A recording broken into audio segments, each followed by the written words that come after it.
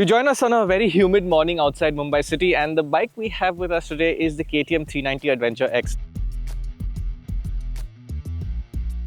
Now this is the most affordable basic version in the new gen KTM 390 Adventure lineup, but the interesting thing is that it's basic from a feature standpoint and not so much in terms of capability, because what you're getting in terms of chassis, engine, seating comfort, the features that really matter are very good. And for most buyers out there, most casual adventure riders, I think this is the smarter bike to buy. Why that is? Let's find out.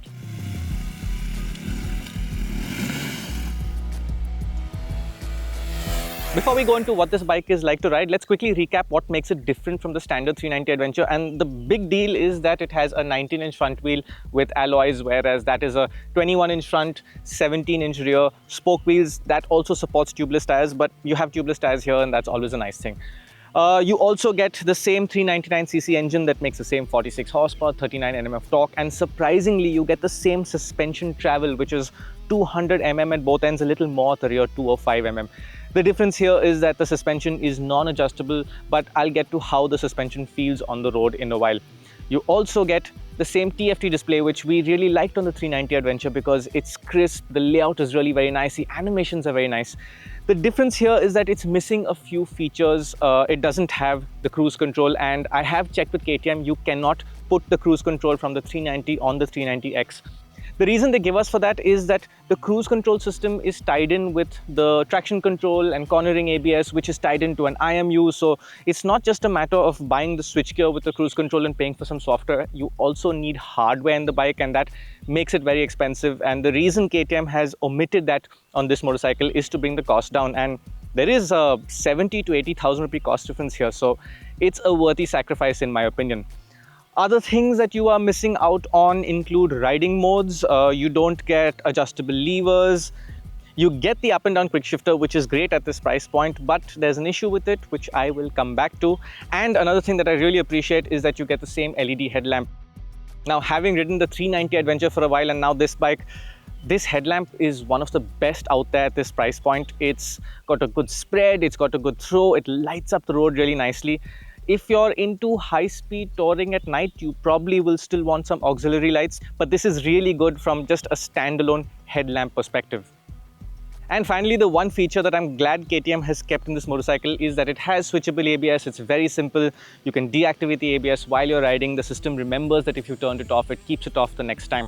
Honestly, from a feature standpoint, I think this motorcycle is very well equipped, and there's only one thing that I really found myself missing.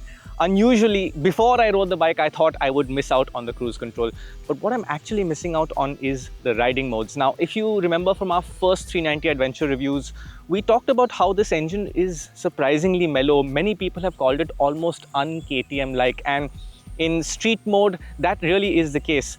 With the regular 390, you can turn it into off-road mode, which gives you a little more reaction, gives you a little more zip of the throttle, and that just makes it feel a little more KTM. So for me, I kept it in off-road mode on that motorcycle at all times.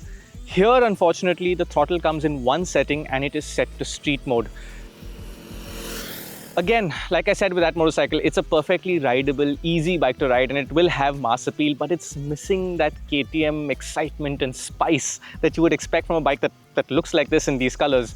So I wish that it had the option of more aggressive throttle. I suppose as a customer, you will be able to put a piggyback ECU on, remap things, but you're going to be messing with the warranty by doing that. So that is something I missed out on. Like I said, perfectly usable, but a little low on excitement.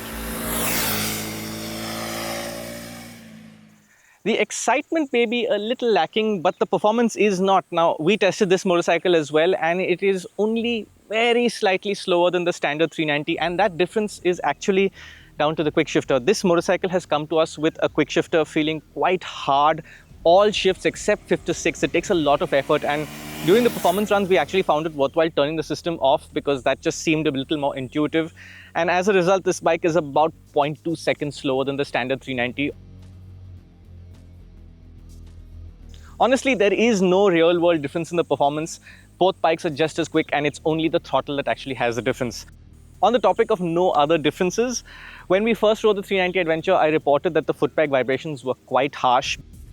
But that was a new engine, so we said, let's give this bike a chance. Let's put some miles on the engine, give it a service and see what happens.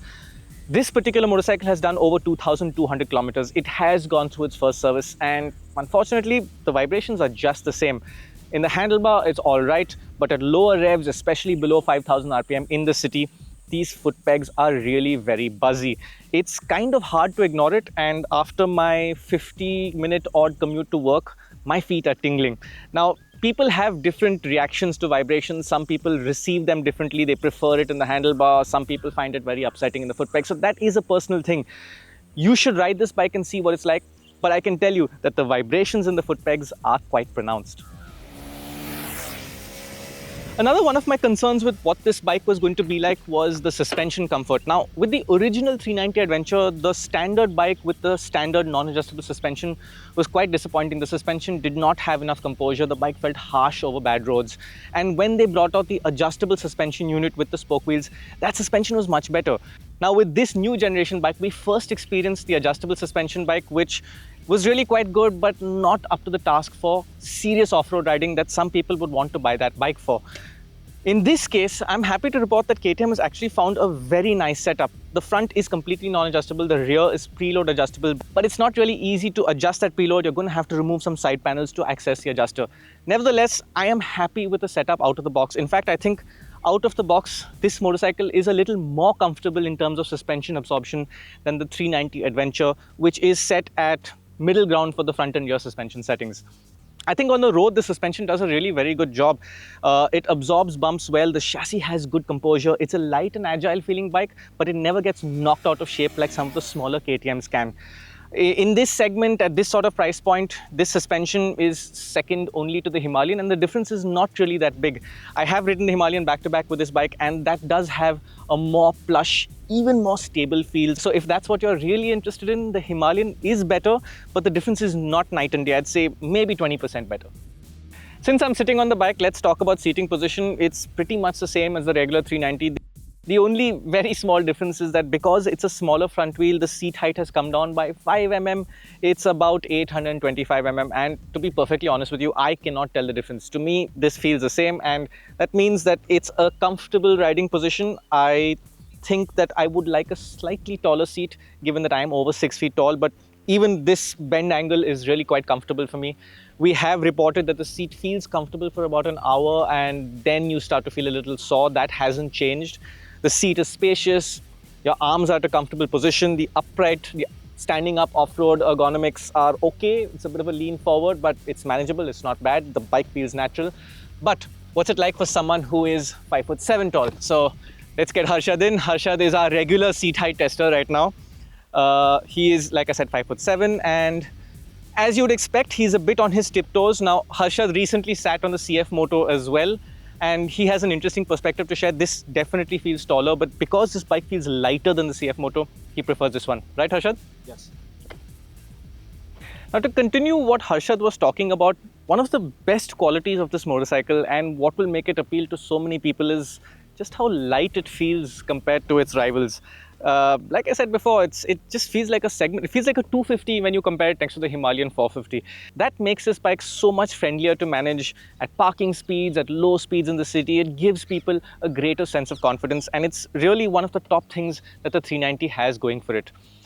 On road, the difference, as you would expect, is that there's more feel coming off the front end. You have a wider contact patch at the front. The bike feels more agile in the city because it's a smaller tire, less inertia, less stability, so as to say, but it's just basically more agility. So the bike is a little more fun than the standard 390. It's good out on the winding roads as well. It's basically a motorcycle that you can enjoy riding at a higher pace, whether in a straight line or around some corners. Now, a couple of things I'd like to point out.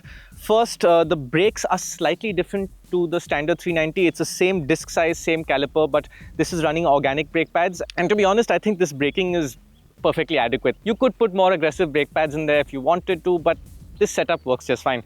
Another thing that's similar is that it's using the same Apollo Trampler tires. The size at the rear is the same. The size of the front is different, obviously, because it's 19, but it's also a wider 100 section tire. For me, the big difference is that these tires are much more silent than the standard 390. I found that the 21-inch front tire was making a lot of droning sounds, and it gets louder the faster you go until you get past 80, 100, and then the wind noise overpowers everything. This tire is a lot more silent, it's not playing on your mind, and it just makes the bike more pleasant to ride on the road. As for off-road riding, well, honestly, it's quite similar to the 390. The difference is that you get less confidence and feedback off-road because of the wider, smaller tire. Now, that big tire just basically deals with loose rocks much better. The steering stays more stable, it gives you more confidence. Here, you've got to be a little more careful. You know that there's a fatter tire that can catch more rocks and loose surfaces and, deflect the handlebar. And you also know that it's not going to roll over as easily. You also have to keep in mind to protect the rims, but KTM has produced pretty tough rims for the previous Gen 390 Adventure, and I don't think that's a big concern. But beyond that, I mean, like I said, same suspension travel, the ground clearance is almost the same, a few millimeters less. You still get that nice bash guard. So this bike will take you far. You will not ride it as aggressively as someone would want to ride the standard 390 Adventure, but the suspension is capable of taking you off-road. This location we got to here, for example, today, the car couldn't get here, but the bike easily did. We had to clamber over some big rocks and it was okay. And the thing is, you don't need to be a highly skilled off-road rider to be thrashing this thing around like all of us journalists love to show you jump and slide shots all the time. The thing is, it's a light clutch, it's a friendly engine, it has that KTM's anti-stall feature at low revs, which basically just keeps the idle RPM up, prevents the engine from stalling. It's a friendly motorcycle. If you can handle the seat height, it'll take you to places like this. You can just ride around peacefully and enjoy it. And I think that is the idea of an adventure bike for so many people. This is not a dirt bike, it's not an enduro machine, it's not meant for aggressive riding, but it'll take you pretty much anywhere the standard 390 will go. Before we get to the conclusion, I want to talk about the overall perceived quality on this motorcycle, what you touch and feel, and I think there is ground for improvement. Now, we have talked about how these plastics out here can get stained and dirty, and these are inspired by KTM's dirt bikes. It's a tough material, it's a pigmented plastic rather than painted, and scuffed, dirty plastics honestly give the bike a rugged look. It looks like you used it the way it's meant to be used.